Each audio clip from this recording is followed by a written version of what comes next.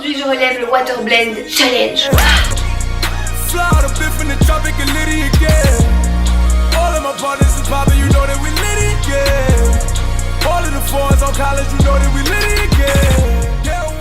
Bonjour à tous. Je ne sais pas si vous l'avez vu, Sephora et Make Up For Ever ont lancé un challenge qui s'appelle le Water Blend Challenge. Et aujourd'hui, je vais le relever. Oui monsieur. Et ouais.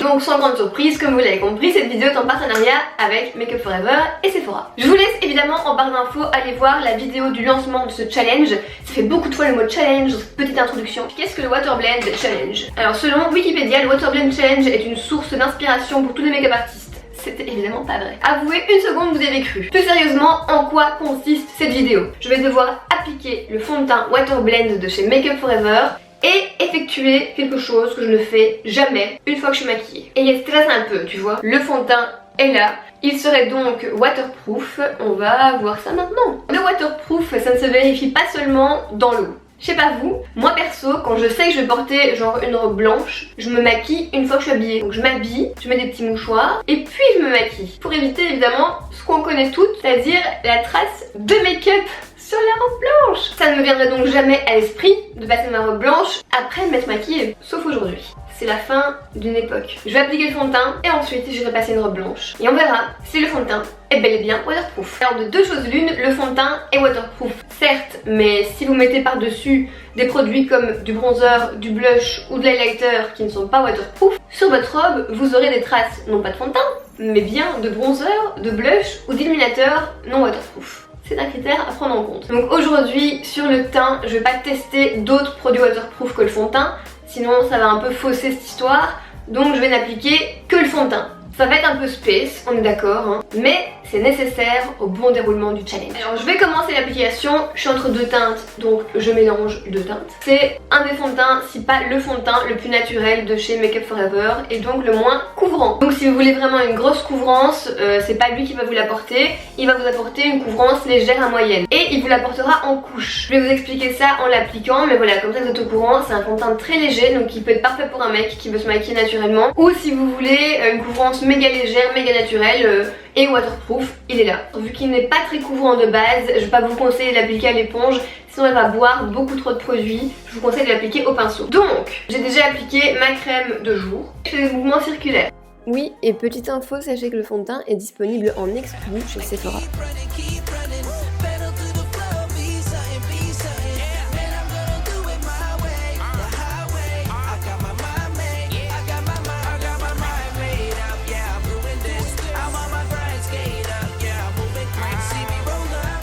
Ok, alors maintenant pour la couvrance, comme je vous disais justement, si vous en mettez beaucoup d'un coup, ça servira à rien. Il faut mettre une première couche et vraiment laisser sécher plusieurs minutes. Là je vais attendre 2 minutes, 2 à 3 minutes et puis je réappliquerai une deuxième couche. Et en attendant, je mets un peu de musique.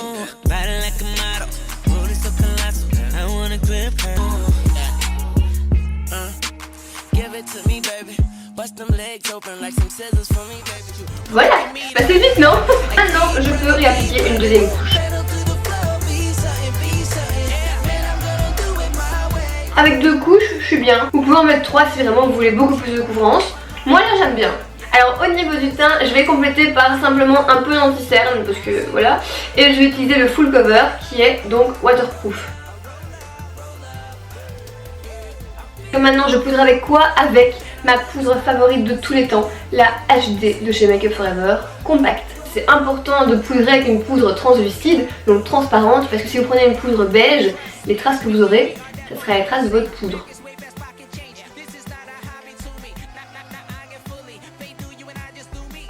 Bon, je vais rapidement compléter un peu le look avec des produits uniquement waterproof, à savoir les sourcils, un peu de mascara et les lèvres.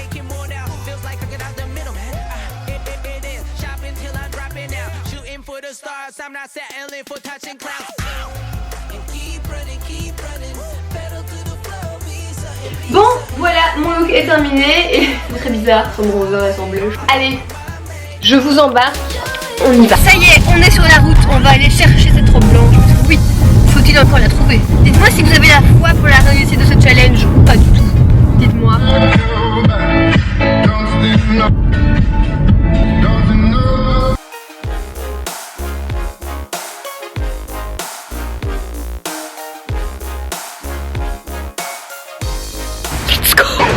partie cherchons les robes blanches. Il n'y en a pas, c'est pas encore la saison.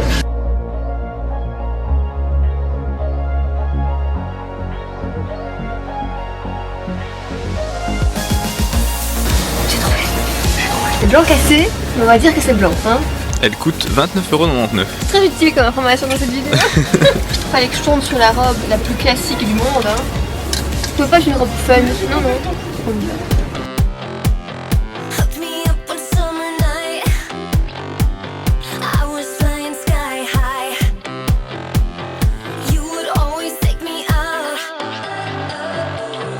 il me reste à dire.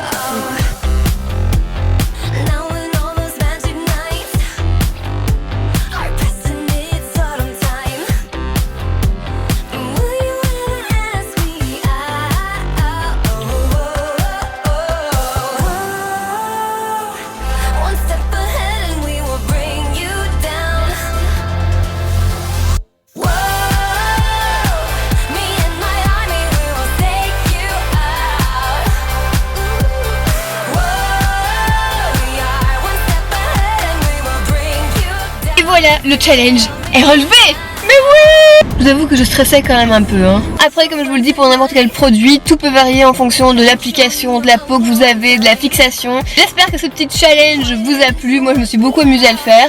Et bien, nous, on se retrouve sur les réseaux et très vite dans une prochaine vidéo. D'ici là, portez-vous bien.